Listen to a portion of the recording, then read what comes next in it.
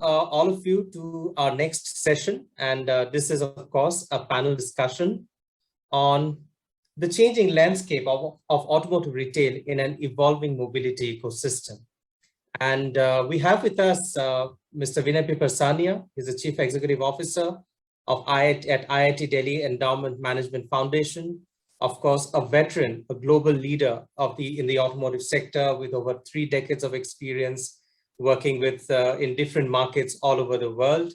And of course, in India as Executive Director of Ford. Mr. Piparsania, welcome to this panel discussion. Truly appreciate your support. Thank you. Thank you. Well, it's a pleasure to be here. A great topic. Thank you. Wonderful. I look forward to our interaction today. We also have Mr. Sandeep Kalmadi, Vice President at Size Service. Mr. Kalmadi, welcome to this session. A pleasure to be here. Wonderful. Thank you very much. And we also have our third panelist, Mr. Balwant Singh. He's the National Sales Head at Mercedes-Benz Financial India. Mr. Singh, wonderful to have you with us. Welcome to this session. Thank you.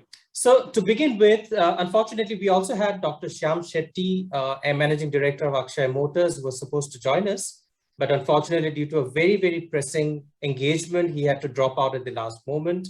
But we, of course, we have 3 esteemed panelists. And to begin with, I would like to invite your thoughts on the subject of today's discussion. So the format that I'd like to follow is we start off with your initial remarks on the subject, and then we get into specifics of within this subject. And then towards the end of it, we would also try and take questions from our audience. So if I may start off with you, Mr. Piparsania, your initial comments on the subject that we're discussing today, which is, of course, changing landscape of automotive retail in an evolving mobility ecosystem. Over to you. Okay. Good morning, everyone, and thank you, Deepangshu, and welcome, and to all the other esteemed panelists.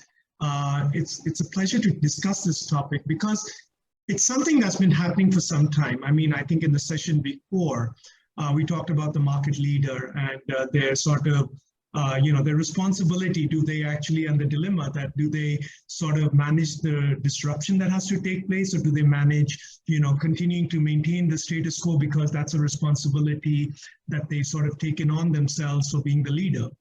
So I think clearly the whole paradigm of car, vehicle ownership, mobility, all this has got disrupted a few years ago.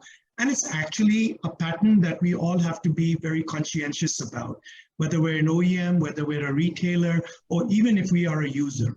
So the fact is that what has really changed? What has been this disruption? The disruption has been that, traditionally, we've always owned our transportation, or we use public transportation. And the whole idea is that the cost of owning a vehicle for that personal sort of mobility choice was always an economic consideration. The fact is that now, with and over the last 100 years, what has happened? Just like what Maruti had said before, they just made their cars better and better and more efficient, and made the production and brought the cost down, down, down. In such a case that even the disruption of electric vehicle, whether the choice it was being an electric or a petrol, that happened only because the fact that the petrol car with the assembly line with Henry Ford made it cheaper than the electric car. So 100 years ago, that sort of changed the course of history. And look at where we are today. We're almost a full circle there. In the case of mobility, it has now become, do I need to own a car to be able to move around from point A to point B? Am I so dependent on a public transport to go to A and B? So the fact is, the world now is, what is not the cost of that asset and the whole return on investment on it and the financing of it, but a pay per use and a pay per mile, and what is the lowest cost per mile. We have a whole new generation. I mean, as you see, as a customer, as a marketing person, you will, we sort of categorize our customers in different ways. We call them the baby boomers, we call them Gen Y, Gen X, and now we have Gen Z, we have millennials. The point is that in every stage and every generation has had a different reason for the kind of choices that they were making and the experiences that they were looking for. So post World War II, after sort of the scarcity, everybody was about a job, right? It was about security. It was about, I just need something to go. And what changed all that was, the working 9 to 5. I mean, the assembly line, right? That all started that. Then we had the second generation, right? The baby boomers after that. They had a certain lifestyle. What they were doing is they were trying to sustain that new lifestyle. They wanted to be agile in mobility. They were going around, and experiencing adventures, and the roads were being built all around the world. So that's when the car ownership really started. That's when this whole concept of dealerships, the idea of selling cars, financing cars, how do we make it easier to purchase? That's really what started. Now we have millennials and the whole exposure that they have to an internet connected world where everything is sort of available at a sort of a convenience on a smartphone. Everything is accessible on demand. This on demand is the big paradigm. And this is what is the disruption, and this is what is going to cause the change in business models. This whole concept of ownership, has it lived its time? I think that's going to be a big discussion just now. Where does India come in? Where does India figure in all this disruption that's taking place? I think we all know that India lags a few years behind the rest of the world. Even with the Internet of Things, that's changing, right? There's a little bit more onlineness happening. There's a little bit more, being in sync with the rest of the world, but we're still not there. It's too big a country. It's a too diverse a country, and the economic gaps are far too wide. So, and accessibility to a lot of these resources is also far too wide. So all of these things makes India a challenge. But the fact is, with the urban pressures, with the adoption of so many models that are coming from the rest of the world and seeing what's working, and the ability to understand the benefits of such a quality and such an experiential thing, the whole model of mobility is actually disrupting the OEMs. It is disrupting the dealer model, and it is definitely disrupting the way we decide on how we're going to move from point A to point B. For OEMs, it means a different type. They're product-centric. Being customer-centric is actually a fairly recent journey, by the way. They would just build and then, find a way to sell it. And that's where the dealers had to come in. But now, to be differentiated, everybody is now, and the customers demanding because of the experiences that they're having online with their other purchases, and with the more customer-centric approaches that they're experiencing, they are demanding that of the automotive manufacturers. I want a hyper-customized car. I want a configurator that I can decide what I want. They don't really need the real estate of a dealership anymore. Yes, they want to drive it, they want to do it. But that whole research, that whole decision of what to compare and everything has gone. And I think that whole control has been shifted over to some of the disruptors who have come, very much like what we're seeing over here, your Cars 24, your other Carwale, all of them have now become an omni-channel. This omni-channel is the new differentiation. I want in one place everything that's available. In a dealer, you hustle. But in a omni-channel, you get this whole nice panel, which is giving you all the information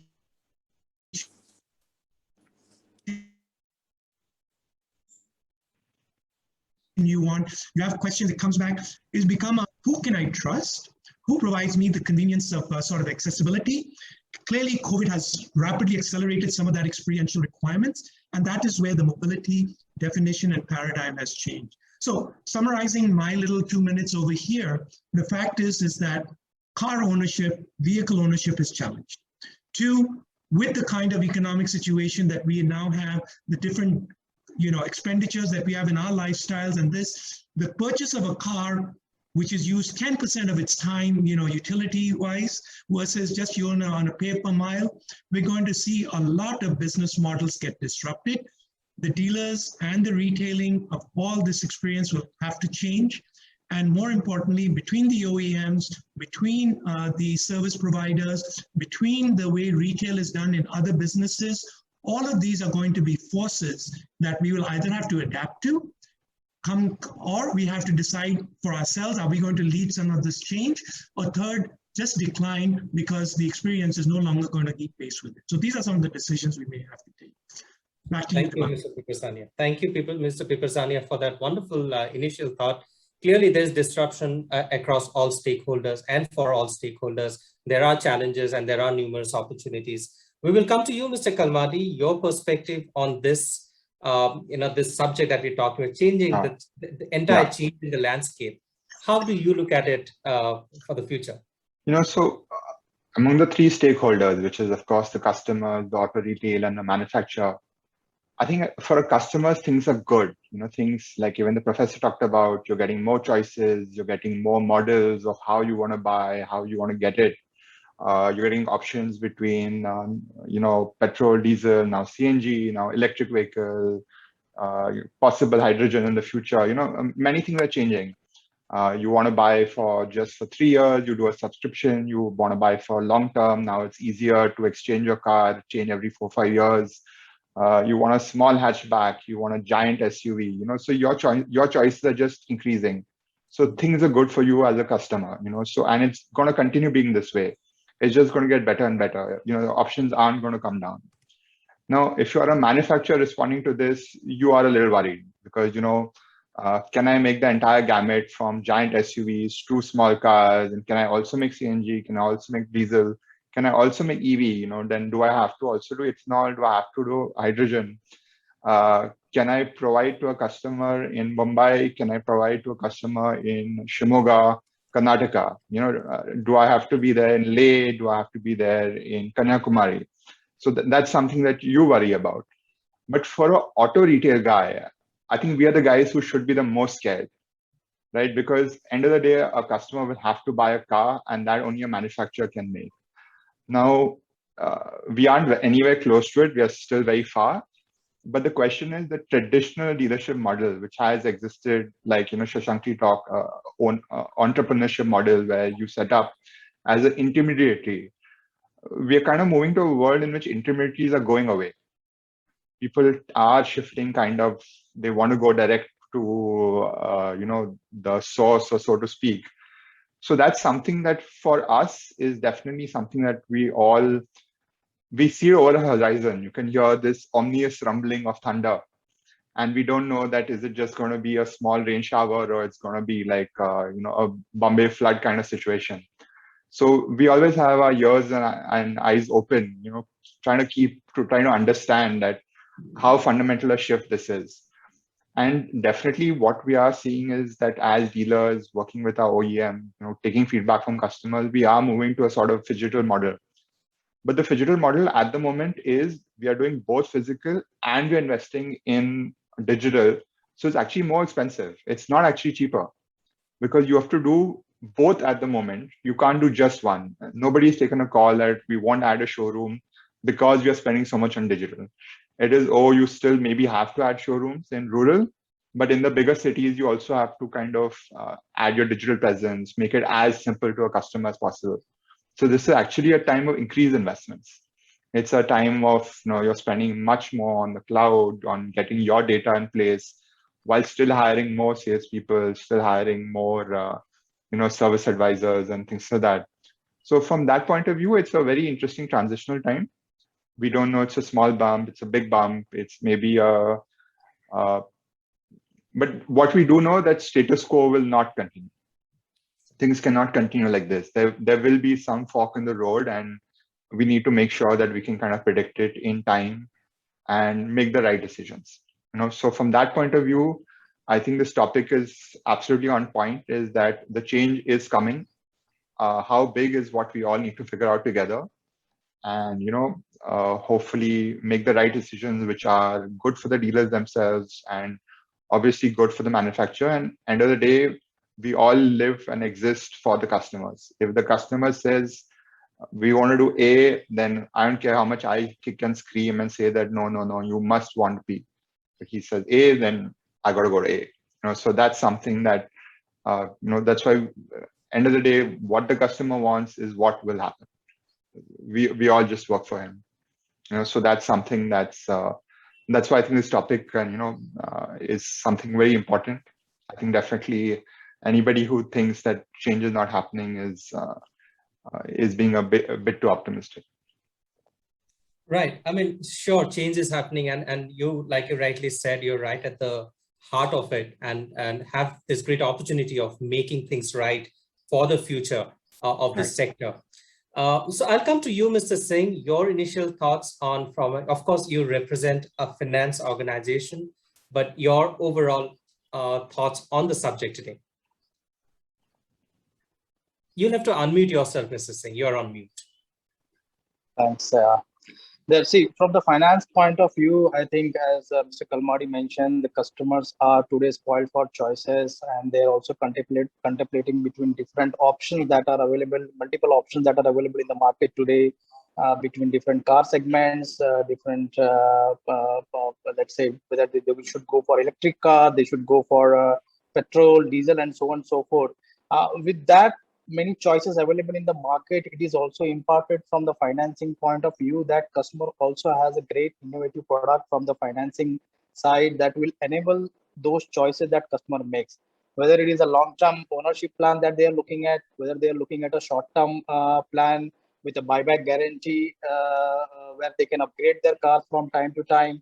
And I think the whole evolution that we are discussing here, it will completely depend upon the customer behavior going forward, how they will change their behaviors. For example, in many countries, people are talking about short-term rentals. They're talking about subscription model. They're talking about easy upgrade, easy. They can change the car as a click of a button. So I think we still have to, in India, we still have to go through this process, but that will purely be driven by what customer wants. So I think at this moment, from the finance angle, I would say we are also evolving continuously in terms to cater to that customer behavior or customer choices that they want and the flexibility they want in terms of financing, because predominantly India still continues to be a ownership market where most of the customers still want to own their vehicle as of now, and most of them are through financing options. 70 to 80% customers still prefer to finance their cars, and then within that they are looking at various options and flexible options that suits their requirements, that is easier for them in terms of buying or owning the vehicle or in terms of upgrading the vehicle. From a traditional financing point of view, I would say the basics of underwriting has not changed because the fundamentals continues to be the same. However, the process around at it has changed, and with a lot of technological advancement, we have much better processes in financing industry, which helps to match the customer expectation, provide the desired service levels, provide better TAT, and also cater to the choices as I mentioned earlier. And not only that, it has also helped to improve our internal efficiencies so that we can provide a better customer experience as such. Wonderful. Thank you. Thank you, Mr. Singh, for those initial remarks. So what I'm going to do is I'm going to break down the next phase of discussion into 3 or 4 key buckets. To start off, let's look at the whole market evolution perspective. So, Mr. Piparsania, I'll come to you. From your experience of tracking and analyzing this overall mobility ecosystem for all these years, how do you see this sector really evolving from both from a standpoint of manufacturers, looking at retail and looking at customers, as well as that for dealerships? You're on mute, Mr. Piparsania. Sorry. Deepangshu, this is something we've been speaking in our boardrooms, I think, for the last almost 7-8 years. I mean, the whole fundamental question has come up. What business are we in? And the fact is that this whole concept of manufacturing was something that, yes, we were, but then the whole change that's happening in terms of mobility has completely also disrupted. The fact is, how do we manufacture now? Do we manufacture as per inventory building, or do we now manufacture, in fact, even design the vehicles as per used, as the used sort of case? Because what has changed now is that, and what is the big thing that's happened with mobility from an OEM perspective? Firstly, with more shared mobility, the per car per household, the per vehicle per household has reduced. So that means to say that all the projections that we had of our vehicle now we just have to quickly reevaluate that with this whole concept that people now are sharing, and they prefer to actually, instead of buying an SUV for which they would use maybe once or twice a month for an adventure, now they would just subscribe to one, subscription which offers them a range of all these different type of form factors that they require, or they can even just use it, or from a lease model or from a sort of a rental model. It's all becoming on a pay-per-use basis. So the whole idea of the number that are going to get produced is also reduced. The second part is that what kind of sort of power systems are going to come? So electric now. Yes, the transformation to electric is happening progressively, and the rest of the world is beginning to change. But do we trust the technology right now for the vehicle that we have? I mean, is it going to be there 5-10 years later? For the rest of the world, it's a big question. They also want to know is that, and it's always said, buy the last few models of a technology that's coming to an end, but don't be the first ones to buy it, wait for it till it'll evolve. Because the older technology has got so good that it'll offer you really very inexpensive. That's how we marketing guys try to keep our lives going, right? Whereas the new ones are still evolving. And do you really want to be that first pioneer and the guinea pig that tries it out while it evolves and the cost reduces? So that's a dilemma that everybody also is in right now. So should I buy my electric vehicle first, or should I wait? Is it battery swapping? Is it going to be charging station? Is it going to be a lithium ion? Is it going to be a lithium ion phosphate? There are so many things up in the air. So the fact is that we are literally at this time at a crossroad. And a lot of the old OEMs are really, really stressed by the capital investments they've already made earlier. And things are moving so fast that the question is, do they even have the capital to go on to the next one? Right. The third question is, do I do it alone? The fact is that the whole rejigging and the whole sort of thing and the ownership patterns, everything that's going to come with this technology, if we hadn't started it years ago, how do we rapidly get ourselves into play at this time? It does require collaboration. The idea is to mitigate risk. The idea is to share that risk. And the idea is also to ensure that we evolve and adapt so quickly that we have the necessary expertise in the different areas on the powertrain, on the body shell, on the distribution. All these things will have to come together, which is why are car makers nervous? Because this disruption has made that whole level playing ground where someone can be yes sir, क्योंकि help desk है ना हमारे event में. Okay, so the fundamental thing that's happening right now is that there is a lot of wait and watch. There's also, yes, we have to take control of our destiny, and we'll have to make those adaptations now.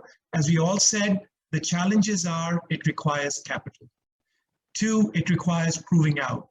3rd, it requires creating a lot of awareness around with our customer base that these are the changes that are happening.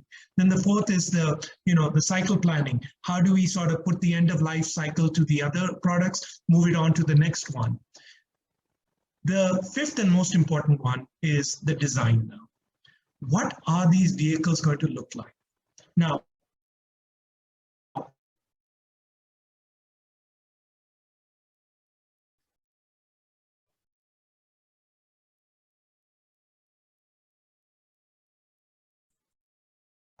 to be quite yeah.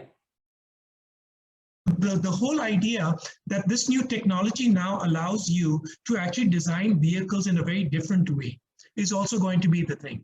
So is it going to be now, for example, as I was mentioning, customers are saying, look, I want a car, I'm going to be driven in it, but I want my sort of, now that it's I want it to be sort of a living room.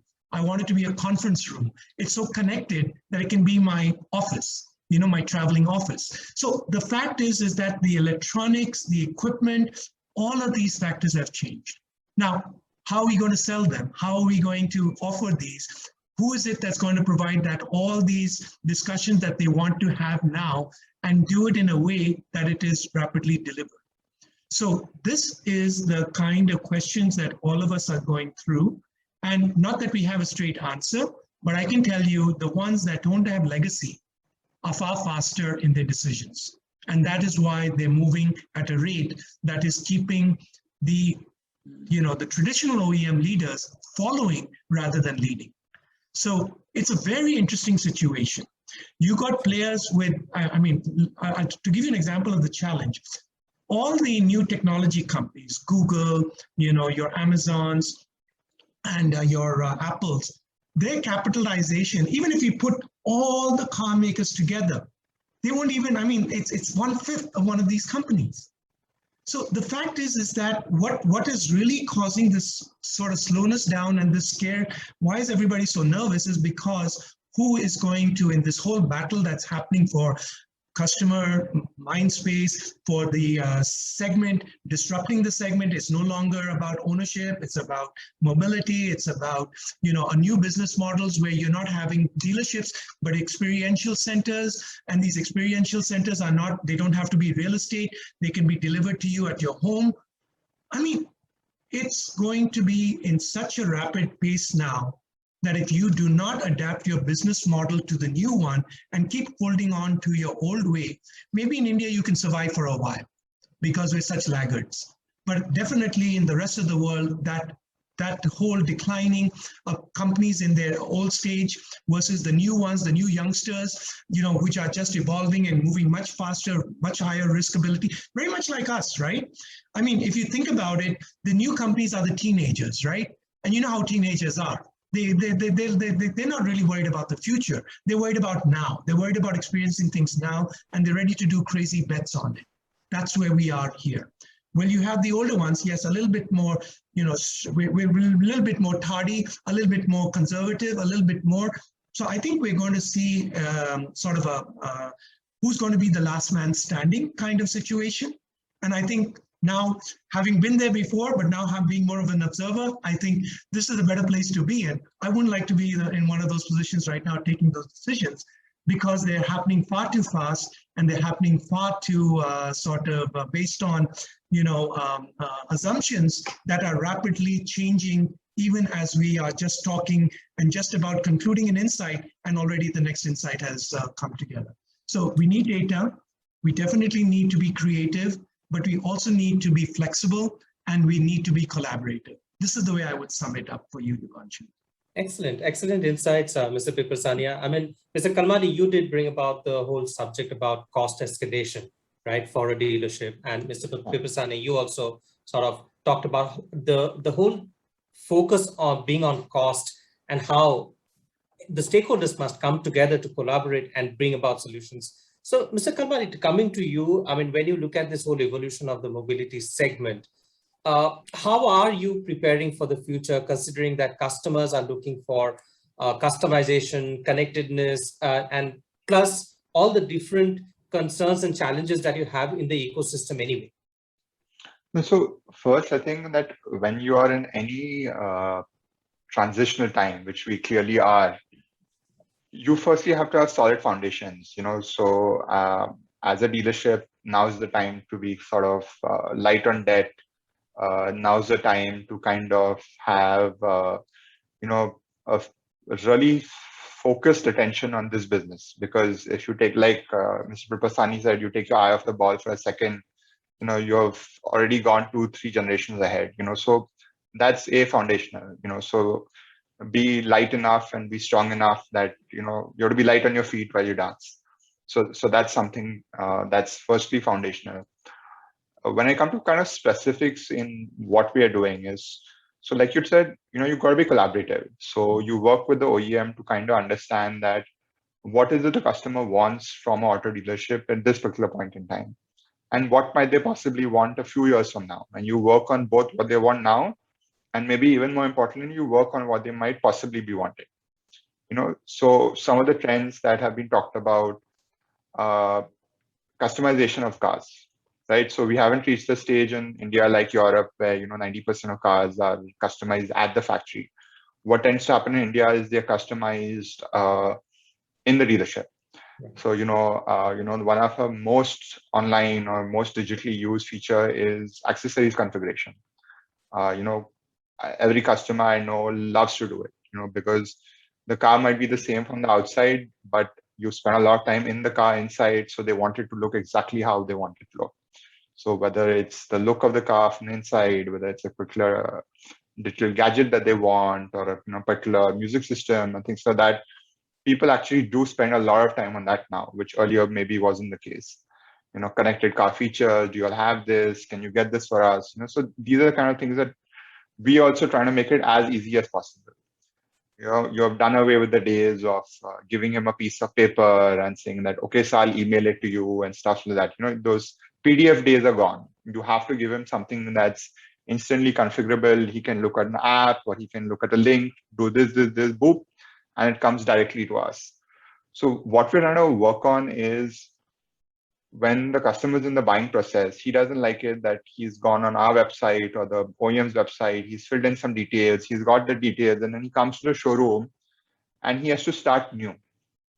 So we have worked with Maruti, and Maruti has worked with all the dealers that the moment you enter the showroom and I kind of get your number, I already automatically know where you are in the process. I already have your contact details. I already know that you've been looking at a Swift, that you're looking at the on-road price, so that I don't have to restart that process of, okay, so what car are you interested in? Who's driving it? Because that's just annoying him. So you want to make it straight, that you want to acknowledge that he has already done some work. He's already shown his interest in a particular car, and come straight to the point. That's can I help you with a test drive? Have you already, concluded? Is there any query that you still have that you weren't able to find out online? And most of the time it is, yes, test drive. Maybe he wants a level of discount. And even with the test drive, if it can be done on the phone, then nothing like it. If it can be done on an app, nothing like it. Because people from a younger generation don't prefer phone calls. That's something that we have found, that they would much rather text or WhatsApp than a phone call. A phone call is seen as being too disruptive. So, if it can be done on WhatsApp, if it can be done on an app, it can be done on a link, then nothing like it. Show respect for the customer's time. Something as simple as that is still something which at the dealership level, which, it doesn't really come through in digital or phygital, but time is more important than anything. 5 minutes wait for someone, you could have been done so many other things, right? In 5 minutes nowadays, you can do so much on your phone or app. So you have to give that same respect when they come to the showroom or with any dealing with them. I'll give you an example. So when we deal with customers who make an inquiry online, the golden minute is 2 minutes. If within 2 minutes you have not contacted that customer for his inquiry, the chance of him picking up his phone itself drops 50%. And the chance of him making a booking through you drops around 60-70%. Because in that second, he wants a response as good as what he gets on a Swiggy or a Zomato, where you have done, you immediately get that the order is processed, the restaurant is confirmed. He wants something nearly as good as that. He wants that immediate response, that instant gratification. If it's more than 3-4 minutes, he's like, then these guys are losers. Let's go with somebody else. So that's something that we have also learned over time, that he made a message at 7 or 8 p.m. at night. Unfortunately, we were not working at that time. But now post 7, we have a voice bot, we have a chat bot. So at least we can still acknowledge we are available to him 24/7. Yes, if human being might call him the next day, but at least his inquiry has been tracked and he got acknowledgement saying that, yes, this is something that's important. We have acknowledged your request. So we want to make it as seamless for him, as easy for him as possible. Whether it's financing, now the old days of you only checking your own bank, or I have HDFC relationship, I only want to know about what HDFC.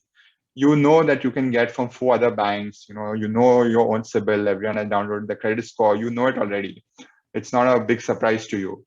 So all you want is a gamut. You want to know that, okay, give me a public sector bank, give me a private bank, give me 2, tell me how quick. And, banks have also improved very rapidly. So it's all about, I'd say, what we have really got used to as a newer customer is quick and easy. Anything where you are making the customer jump through unnecessary loop, you're about to lose a customer. If you tell him to come back to the showroom for a second time, when it could easily be done digital, is a big no. Even things like cancellation, refund of refunds.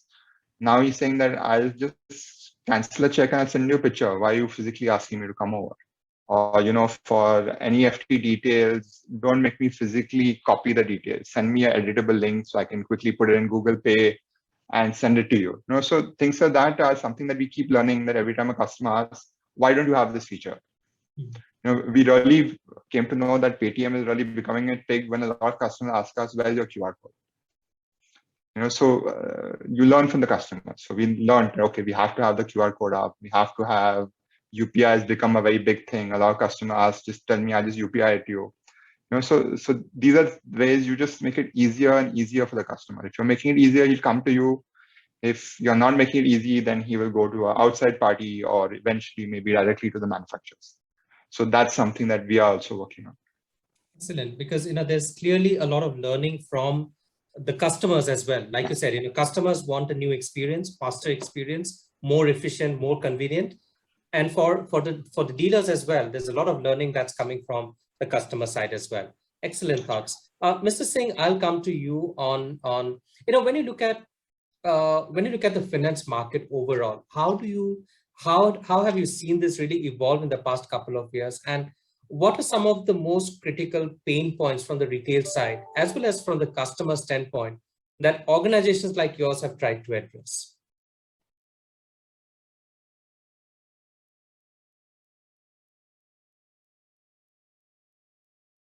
You're on mute, please, Mr. Singh. You'll have to unmute yourself.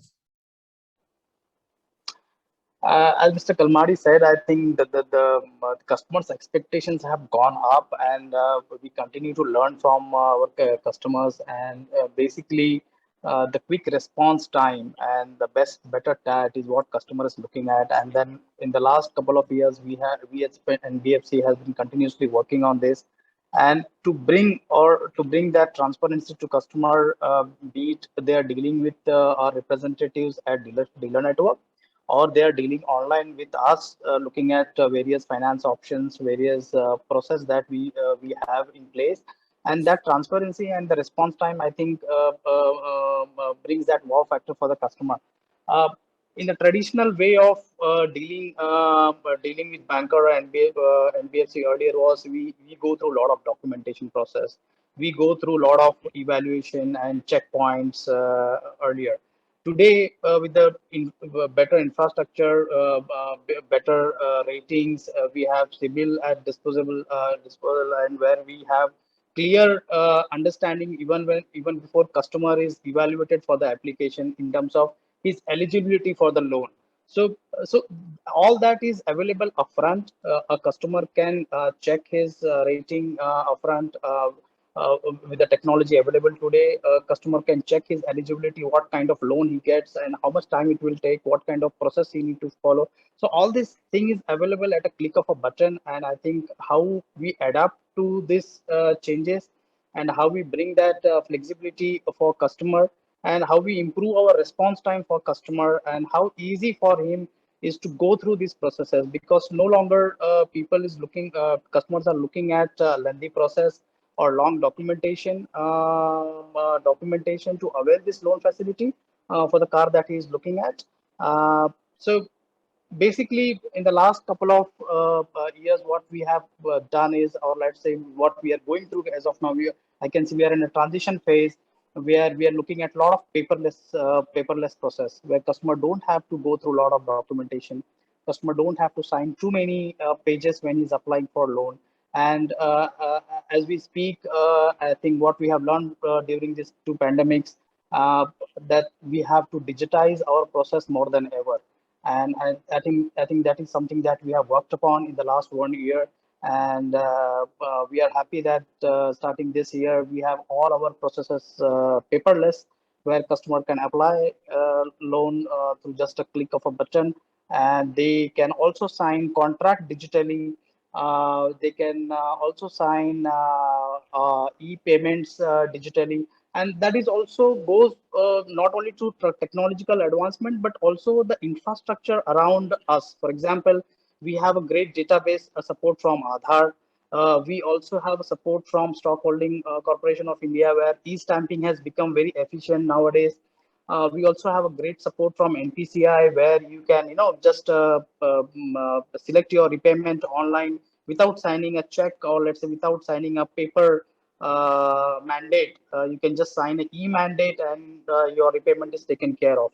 So not only the technological advancement, but also the infra around us is developing, which is also helping us to provide this better facility to our customer, which is not only efficient but also easy for them to follow, and which also gives them a better experience overall as such.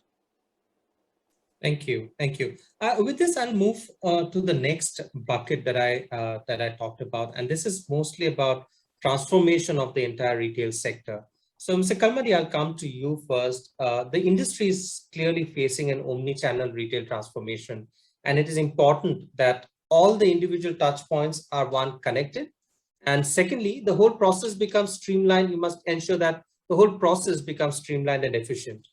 How is the retail industry really looking at it? How are you as a dealership or a chain of dealerships looking at addressing this? I think, like you're right, that omni-channel is the way to go. You have to have a seamless transition between online and physical, and you want to make it as, I'd say, like as organic as possible. You don't want to, if something is more convenient for a customer to do physical, then give him that option and make him easy for him to do it even physically. If there are some things which are digitally, easier and more convenient, then let him do it digitally. So that seamlessness in terms of, you don't want to, for the sake of appearing cool or, high tech, you don't force him to do things which are feeling a little unnatural to him. So I'll give you an example. So now sample test drives, right? 99% of customers still today do really want a test drive because it's a look and feel factor. They want to see, and like people have mentioned before, how I might have done my research, but my wife wants to see the car, or my parents would prefer physical piece of the car. So whether, now that's a physical thing which has to happen. But you don't have to have, what you make it easier by making the appointment system and taking the timing as digital as possible, right? You maybe let him choose almost like a calendar feature. From our end, you have time slots loaded or test drive availability, so that, yes, we know that at this location, at the back end, our team can see that how far away is this customer? Yes, is it physically possible for us to go in that time? So it's about making the physical digital, but in a way that's actually what the customer wants. So that's something that we are very focused on, and that's what the OEMs also are kind of focused on. Second is when a customer does come to the showroom, when you are passing on information, you have now maybe 3 cars in the showroom, but on your iPad, you have your full gamut of 25 cars. In the showroom, you have the Alpha variant parked, but you can show them the Zeta variant, you can show them the other variants. You have a CNG parked, but you want to be able to give the details of the physics of the petrol vehicle or the diesel vehicle. So you want to be able to give that customer a mix of both. If he wants to really touch metal, then you should have vehicles in display, but also some vehicles close by that if your customer wants to go and see, you can go do it. If he's perfectly happy, then just seeing it on the iPad, then yes, if you want, sir, we can bring the iPad and come to your house. You don't even need to step out. There were a lot of people during COVID times that, we were surprised that they would invite us into the house, but they said, yeah, just come and show me on your phone, show me on your iPad. In terms of customer tracking, the old days, every DSC would have a little slip of paper and you would ask the customer, so what is your name? What is your this? And those days are well gone, so in terms of making it easier, both for our guys to give you unmitigated attention, right? Because in the old days, you were also just writing down. Now you have to just quickly click and, take details from the customer, pay him the attention he wants. So that's something that is going to continue to be there. And it's just going to get more and more important, because right now, maybe the ratio of people who did extensive amount of digital and those who didn't is maybe 60-40. I'd say 60% is still did a lot of research, 40% is not, because we have a lot of rural population, we have an older population. That ratio will just keep getting higher. right? 60 will become 70, will become 80. Eventually, maybe in 10, 15 years, there's nobody who has not done, like some statistic I saw, 10 hours of research online before coming. So as that ratio goes up, my role will change more. Maybe I will be focusing even more on the test drive aspect. So if earlier I have 10 test drives and I have 5 locations, now I might have 20 test drives and use my test drives as my physical location, right? By sending it directly to the customer so that he doesn't have to come. If I don't need paperwork from him, as things get more online, then the 2 main reasons that people actually came to the showroom was paperwork and test drives. But now if I can do the test drive at home without needing him to come, if I can do the paperwork at home, then maybe that omni-channel will add the 3rd channel, which is the customer's house or the customer's office. Why does he need to come to my office? So to that extent, you will increase the ratio, but you will still have a little bit of the physical, whether it's a test drive or a showroom, and keep increasing that ratio. So to that extent, I think things are moving much more in that direction. And no dealer today can afford to not have like his own online presence, his own ability to reach out to customers and keep a connect, keep them as a kind of community with us. So that's something. I'll give you like a very small example. Like one of the best practices that dealers used to do 10 years ago was monthly customer meets. You would call all the customers you sold 25 days worth of customers. You'd call them all together. You'd chai, pani, samosa. You'd have a service advisor, maybe give advice, give tips. Now, who today, frankly, has that time, right? That's something that's now actually going on social media, or that's information that you're sent to the customer digitally, or even, so many customers now know it already because we are not, car owning is not new to many of us now, right? Many people are experienced drivers. So I don't do a customer meet physically anymore, but I do online events, I do quizzes for customers, keep them engaged. So that's the kind of thing that is now shifted out of the showroom to the online space. So that's the way things are moving. Interesting. Mr. Piparsania, I mean, many niche brands like, Teslas, I mean, Mr. Srivastava earlier spoke about it. Many niche brands has shown that the entire retail process can be really online, right? From the very beginning to the final step. But when it comes to more volume brands, there's still a lot of puzzles that needs to be solved. What's your take on that? To be quite honest, I would say that these are all sort of, approaches to hold on to status quo. We have a legacy. I mean, the business has been there for 100 years now. And therefore, this whole reluctance to change or even trying to, shift the power between customer and the dealer and the OEM. I mean, all of these now are actually up to challenge, Deepangshu. So I think if you can see, not just in the automotive space, see it in any space right now. Mobile telephones. Now, even I think there's a whole battle going on that why are they, why are the new models getting launched through the sort of the e-commerce platforms and not through, the resellers. Yeah. We've got Apple, who I think there was a whole news about their setting up an Apple shop. What is an Apple shop? An Apple shop, there's hardly anything for you to see. But there's expertise, it's an experience, it's a sort of, Apple sort of aficionados are all these guys who are very keen to know about the latest in technology and go, and you can talk with somebody who'll show you all those things, find hacks here and there. That's actually what's happening. So to the point that Sandeep Kalmadi just mentioned, it's no longer about just, just talking about a product. It's about an experience. It's about a community. It's a club. We know Harley Davidson, that's what it's been about. There's this whole hog community that exists, right? And they're all over the world. When you buy your Harley, you're not a Harley owner here. You're part of this huge group that you can talk about passionately all over the world. And now with, webinars and, this connectivity, you can even do that very, very actively. I would say that the real difference that has to now take place, the retail part, I think we've had quite a good discussion and we've had various elements about it, is in the service area. If there's one thing that's going to maintain the dealer and it's going to do, it's not on the sales area, It's not that I think can get disrupted. You may see these 1S shops happening more. You may not even see that 1S. It'll be completely bought online, and they'll be even the delivery may start happening at home. Why? Because the information, the augmented reality, it's all so well available that I've seen everything. I've experienced it in a 3-dimensional kind of a thing.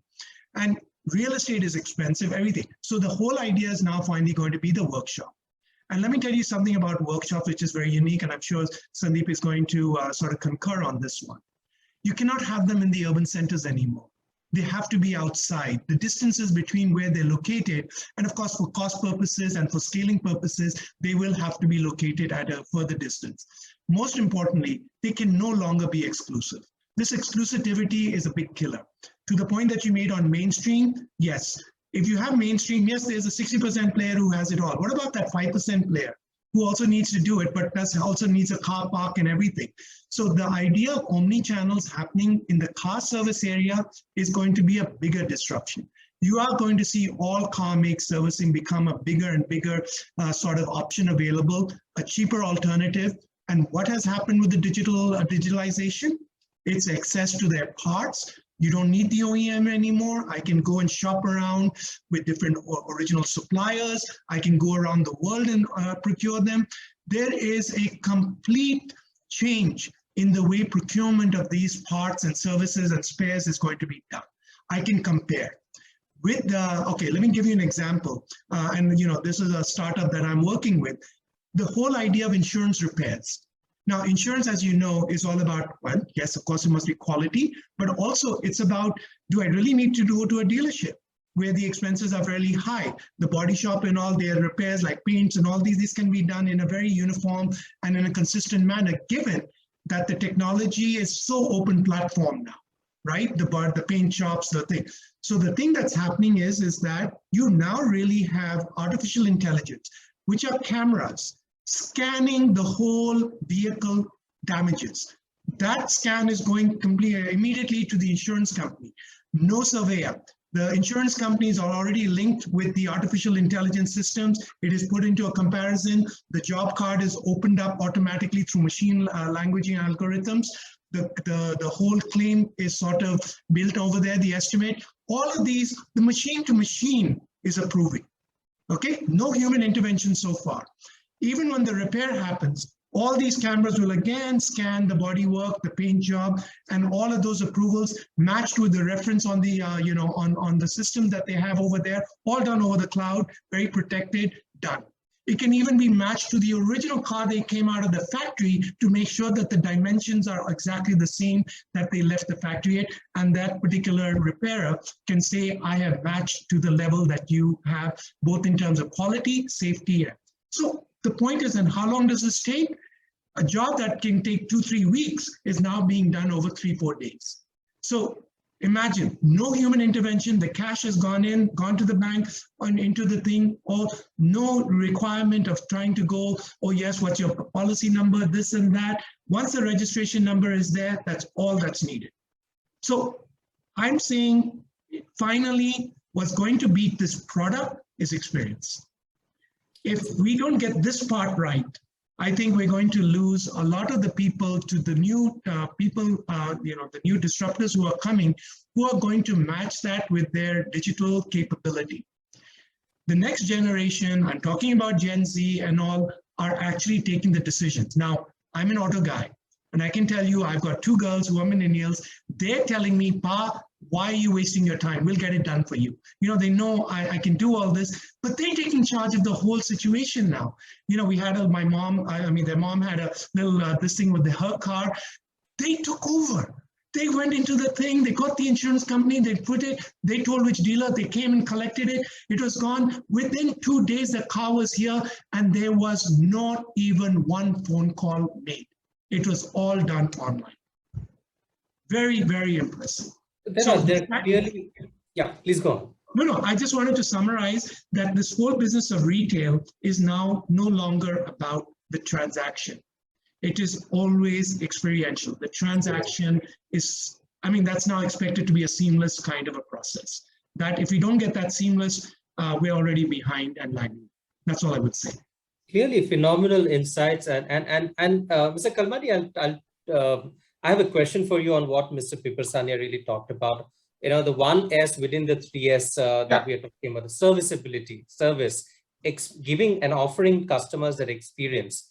How do you look at this changing over time? No, so I'm very glad he brought up the topic because it's a much less discussed area, when it comes to digital. But there have been fundamental changes there also.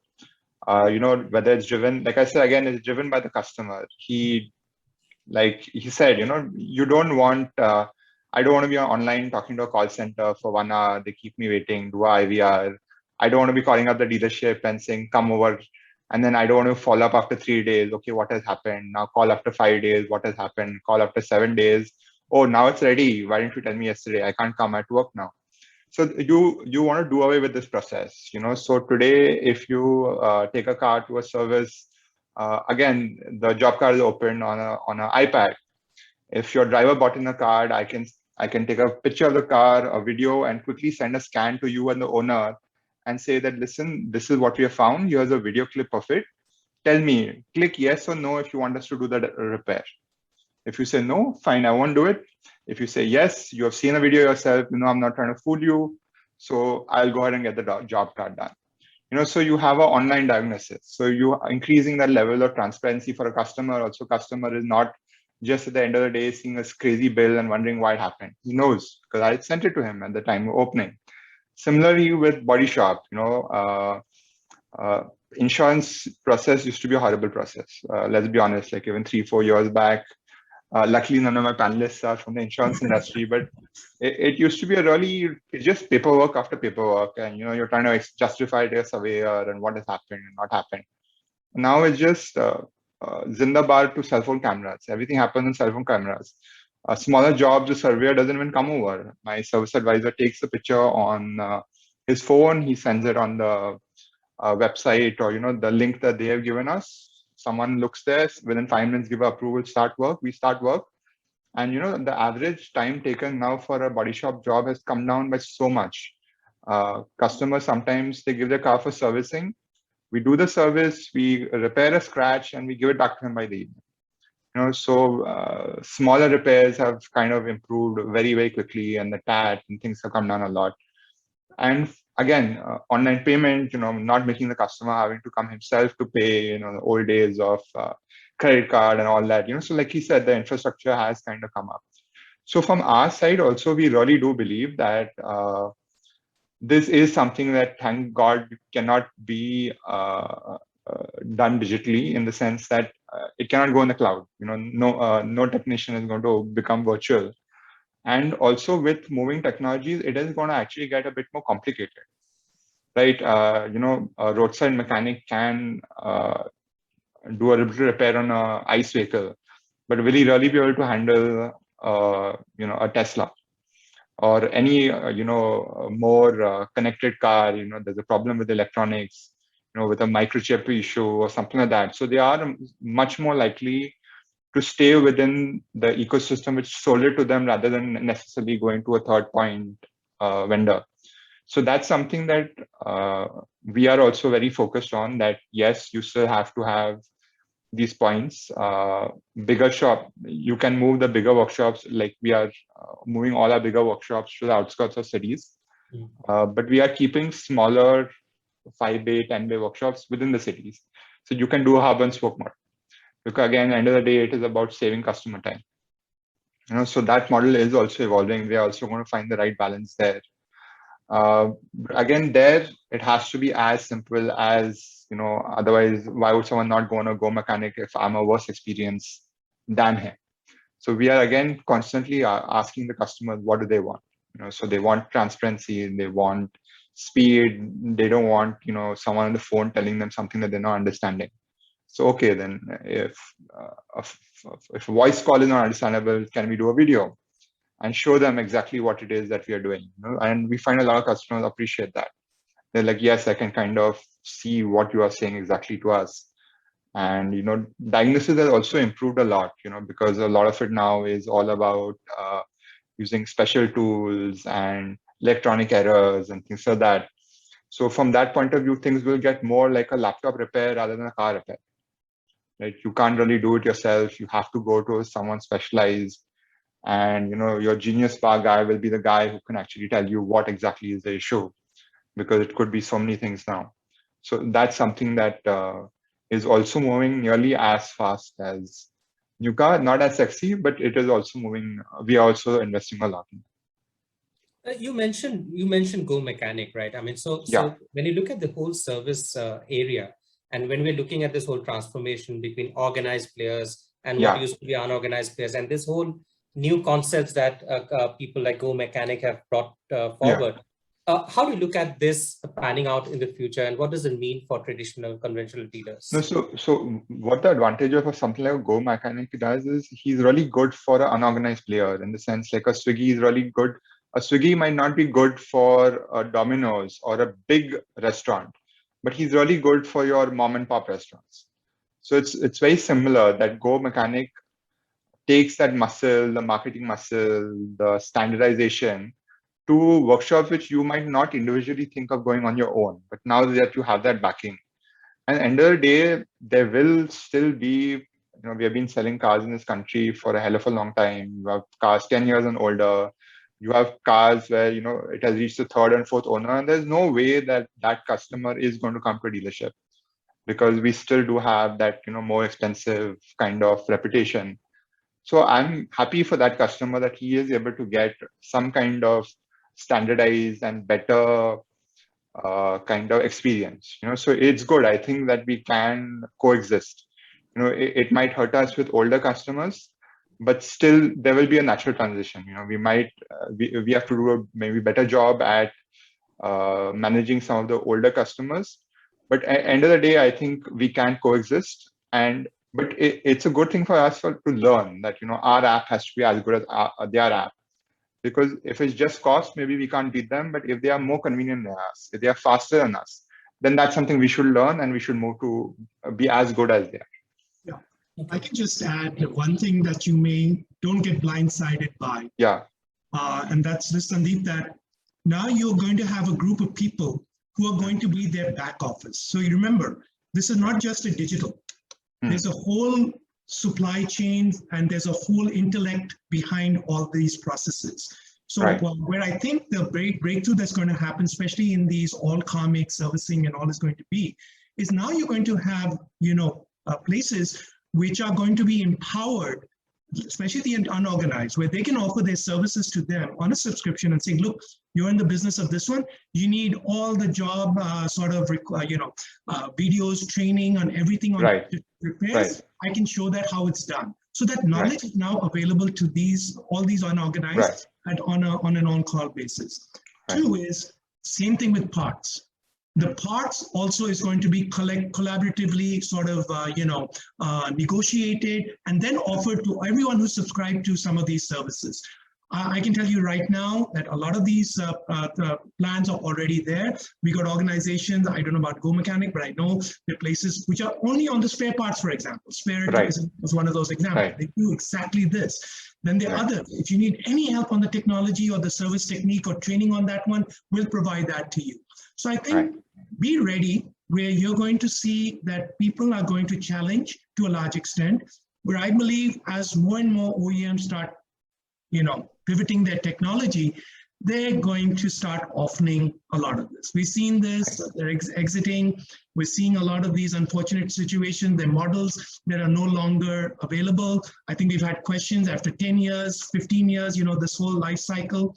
People they give up on the old models, and they only are on the new models, right? And after warranty, we know they're all gone. So I think there's enough volume, there's enough car park, and even during the transition, while most of the OEMs will go into training and updating for the latest technologies and transmissions and powertrains, we're going to see these ones thrive, because that's where people will start to deviate, and their quality and that will really improve organically, as you rightly said, but because they have accessibility at a very low cost and at a very easy in local languages, in visuals, in this one. So Deepangshu, this is empowering a whole new entrepreneurship in the country right now. Absolutely. That's right. Oh, absolutely. Totally agree. Since we're discussing a lot on technology, my final segment really is on the role of technology.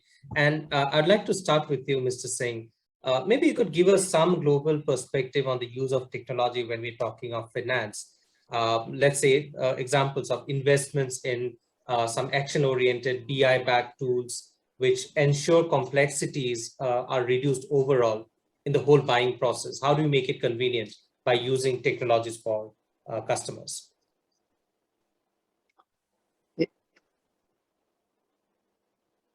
Yeah. So basically, I think the one thing is that how do we balance out? So the technology is there, the systems are there available, but then it also calls for a huge investment, be it for the financing industry or be it a captive finance company like us. There is a huge investment. At one side, we're also looking at how do we approach having a sustainable growth, and the other side we also having this disruptions where which calls for a more digital transition, I would say, and also a huge investment overall. One great thing about us is that we are also doing at a global level, so a lot of standardization is required when we are operating in different countries. We at a Daimler Group, we are also looking at how we can look at a standard process across all continent and also different countries, so that we can optimize the cost, we can optimize the system, and the most important part is where how we can well integrate the system. So I think in the earlier discussion we talked about golden record of a customer, from when he's hovering from, let's say, offline to online, online to offline, or maybe the services that we intend to provide at his doorstep. I think that system integration and having that one golden record wherever the customer is, and we start from there. I think that is something very important, and also to ensure that we give that customer experience without going back or without starting from a again in terms of what the customer wants or where he's in the overall customer journey.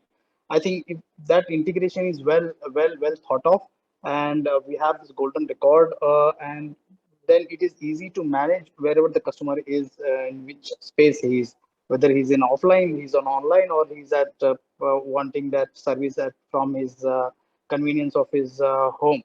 So I think that is something which we are looking at it continuously, and then with this standardization of the processes and also the integration of the system that we have been talking about, I think that will also bring that efficiency, not only in terms of providing a better customer experience, but also in terms of how do we ensure we have right investment without getting too heavy on the cost side, while getting into the process of digitizing the entire process for the customer experience. Right, Mr. Kalmadi, you talked about technology, the use of data playing a huge role in the process of moving from physical to digital, and this whole digital process that we're talking about. How do you look at and how critical are investments in the areas of analytics, business intelligence, and are really giving you perspectives for the future, not just your existing customers, but in terms of getting customers to your showrooms? I think tremendously important. I mean, so I kind of give you an example. So maybe even 2-3 years back, when anybody came in and they were pitching that, we can help you with data analytics, and if they ever use the word machine intelligence, artificial intelligence, I would get like this little pain right here because I knew they were talking rubbish. But if you talk to somebody now, somehow there is a bit of a change in which the actual output is coming very close to what was conceived. There is genuine insights that we can see. I'll give you a very small example. Maruti has this thing where when someone makes an inquiry, they can rate it on a scale. And if somebody is rated as a 5 on a scale of 1 to 5, we have actually seen that customer's chance of making a booking is about 30 to 40% higher than somebody who was rated a 4. This is just something that's going on in the background. It's not that we treat any customers differently, but it was just a study kind of done to understand. And I was little skeptical. I mean, like, how can you rate, but they have kind of seen that the pattern of behavior, how much time they spend on the website.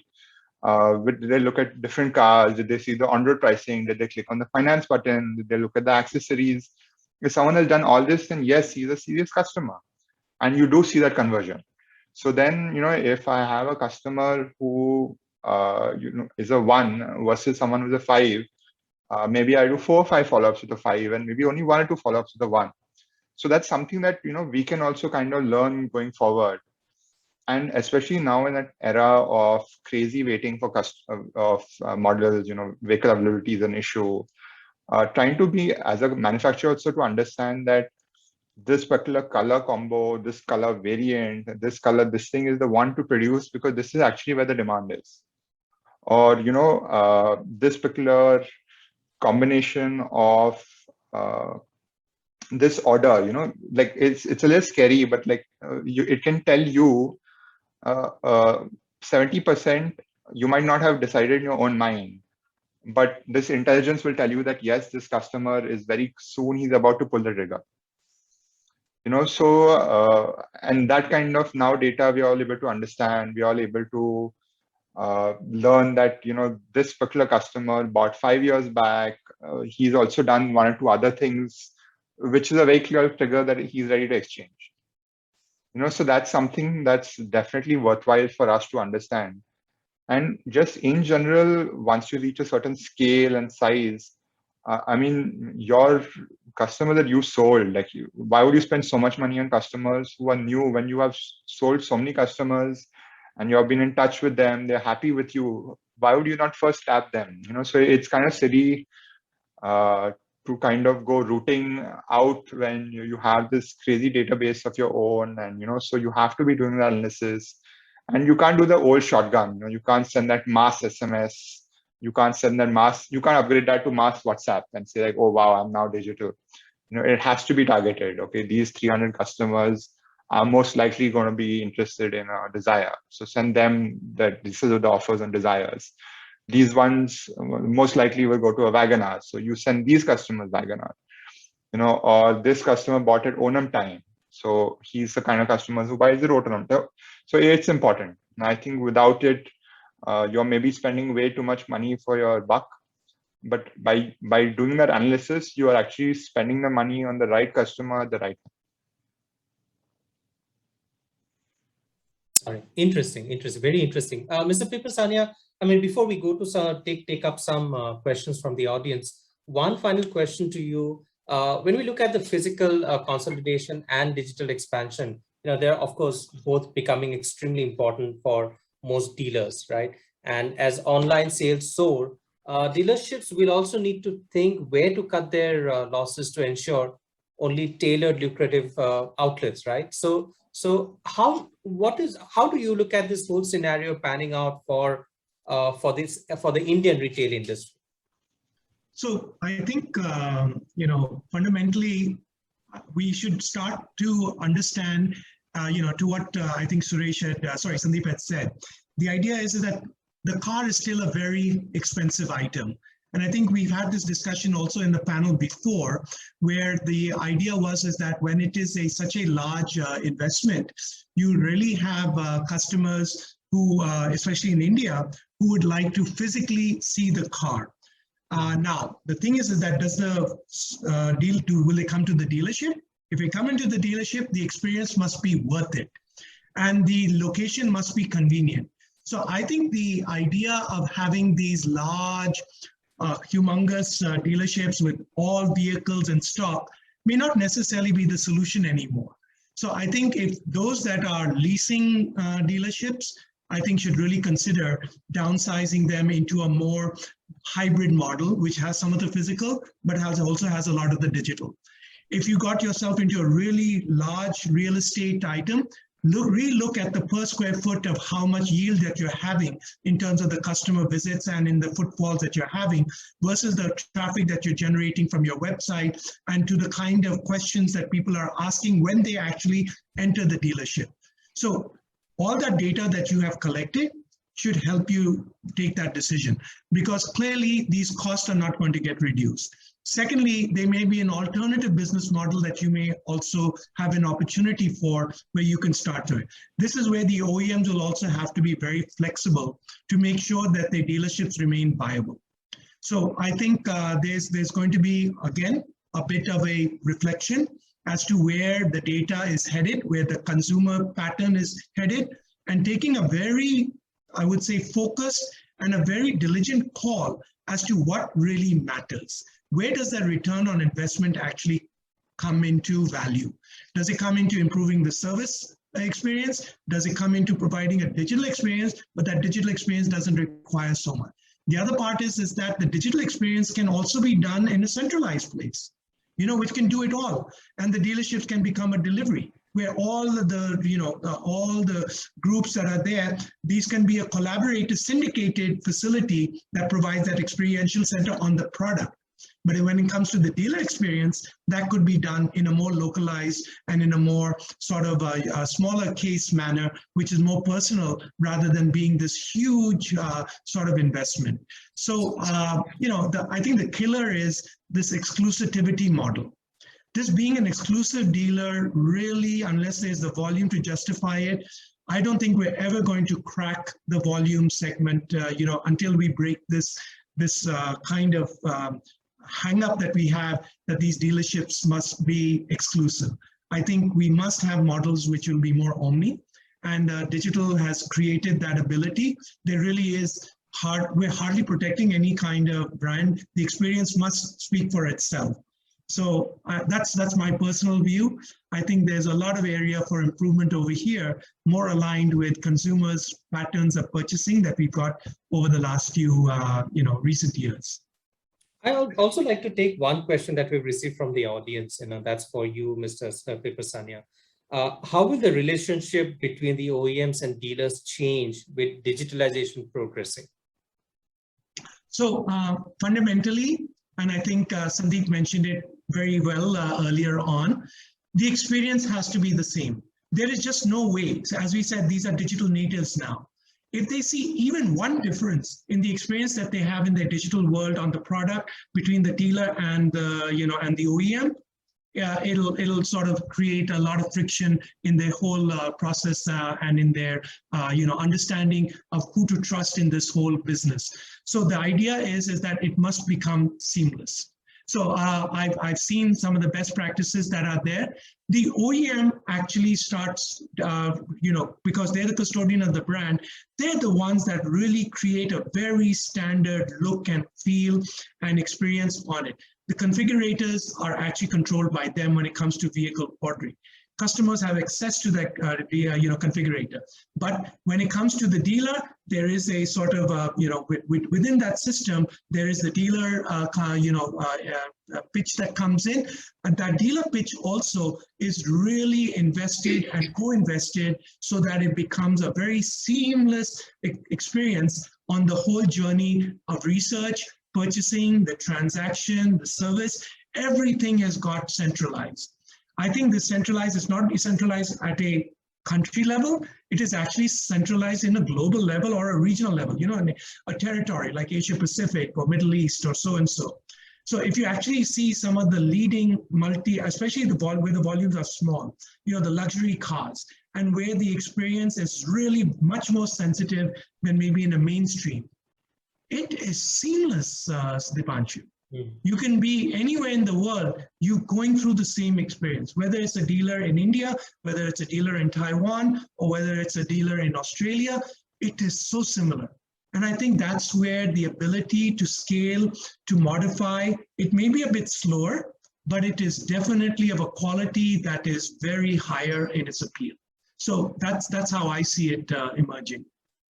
Wonderful. Mr. Kalmadi, one question for you from one of our audience. He wants to know, would going digital help dealerships optimize inventory and conserve cost to offset the higher expenditure on digital technologies? I think to some extent, because you're getting a more accurate view of what the customer wants. So it helps you with your ordering process. If you know that right from the inquiry level, if you're able to track that into a model which affects your wholesale planning, then you're ordering much better. right? So to that extent, I think, and I also think that OEMs over time will come to a lower stock model, because they will also see that the need of having each model, each variant into each color, one per, that model doesn't really make sense. And considering how fast the turnaround is on kind of production also nowadays, so they are also moving into a model that you don't necessarily need to keep 40 days of stock. At 20 days worth of stock, and you have a better idea of exactly what the customer wants, then yes, over time it should lead to lower inventory. It should lead to lower vintage, because you have not misordered vehicles that you can't sell. So hopefully over time yes, it will pay out. But the only worry is that other curves at the same time. The years in which you're spending very high on physical, on digital investment, are they the same years in which your inventories are going low? It may not be, but maybe if once you average it out over 5 or 10 years, then definitely both the trends should align. Perfect. Perfect. So we roughly have about 5 minutes to go for closure. So what I'll do is I'll just go across this panel with one final question. You can take 1 minute each to answer this. If you have to look at the immediate future, what are some of the most critical aspects that the retail or the industry needs to focus on? I'll start off with you, Mr. Singh. Yeah, thanks, Deepangshu. I think what we have discussed over the last couple of minutes is we are going through this transition phase. And what is important is that to have the sustainable future, we need to be more agile as customer expectations are changing. Their behavior patterns are changing. So the entire ecosystem, not only let's say dealership needs to change, or OEM has to change, or the way the financing is happening, that needs to change. The entire ecosystem has to go through that change, and we need to be more prone to this adaptability. We need to show that adaptability to this change. We need to be flexible enough to bring that change. That's one. And another big thing that is crucial or important is going forward is a collaboration. So the traditional business of working in standalone silos, for example, OEM is behaving like a, let's say, principal. Standalone dealers are working on their own, cost and benefit analysis and investments. And then, of course, we have different financing companies. They are operating independently. I think that whole collaboration has to come together, where there is a strong partnership, where customer don't have to deal with the different entities to get his problem solved or get his solution on board.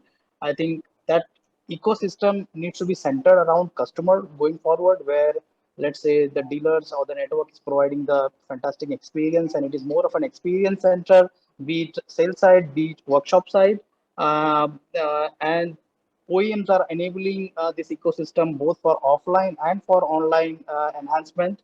And of course, financing and insurance as a big downstream revenue for customer, and also for dealers, and also for customer to provide that experience. So I think all these stakeholders need to coexist in a single ecosystem to provide that one best experience to our customer. I think that is where the future lies in the immediate future, I would say.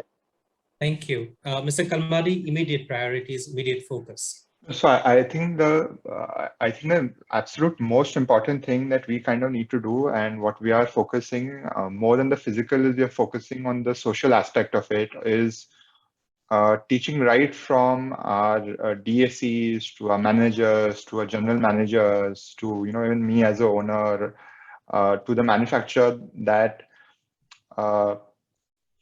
things are changing, and things are changing very quickly. So you have sales executive who's been with us 10 years. So the guy who started then, a walk-in for him was God. While a new DSC now realizes that any digital inquiry is God. So we are very focused that yes, we already spent the money on the physical investment, on the digital investment, but has that translated down the line to, like how Mr. Vinay said, that am I giving the same experience to every customer? Is my older executive giving the same digital experience? Is he giving the same response time? Is he treating that customer differently, that he needs to be trained. So we are very focused on that. We think that we don't want, like, between the cup and the lip, something should fall down. And we are more worried about that, that, oh, we have done all this and we talk a big game, but is that actually happening on the ground level? So we are saying that let's focus on implementation. So that's something that we are very concerned about this year. Okay.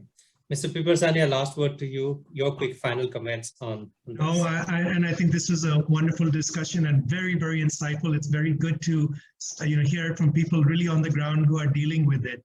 But I would just say that finally, the whole opportunity that is there for both OEMs and for retailers and also from after sales is that we must offer the consumer a seamless omni-channel experience.